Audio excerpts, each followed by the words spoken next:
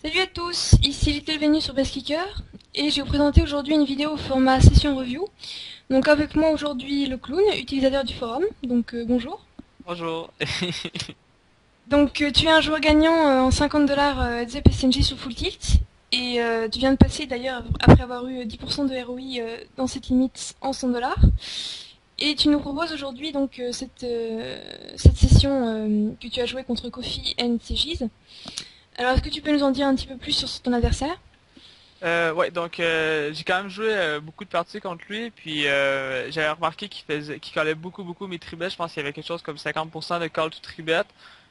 Puis je pense qu'il a lâché aucun pot tribet post-flop, donc je pense que je prévoyais peut-être faire un petit peu moins de bluff, ou du moins peut-être merger un petit peu plus ma range, je pense. Mais D'accord. c'est ça. Alors, de manière générale, le Kofi NCJ, je suis en train de regarder ses stats. Je vois qu'il a 9% de ROI pour à peu près 30 000 $ de profit en 100 $. Il a joué majoritairement en 100 $ aussi, donc c'est un joueur solide hein, de cette limite.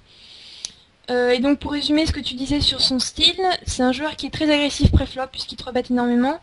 Et c'est également un joueur qui call énormément pour flotter ou simplement avec des hauteurs. Et qui est donc assez difficile à jouer post-flop sur les three-bet pots. C'est bien ça? Oui, oui. Ok. Bah écoute, on va commencer tout de suite alors. Donc là, tu te trouves avec 3 de au small blind.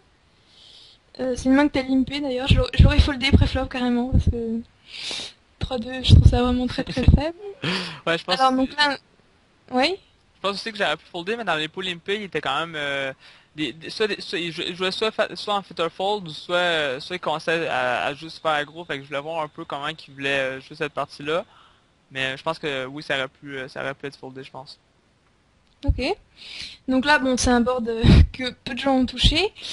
Et donc Kofi nous fait un petit donc bet à moitié pot. Donc là, tu fais un move que j'aime pas trop, c'est-à-dire le re-raise en bluff ici.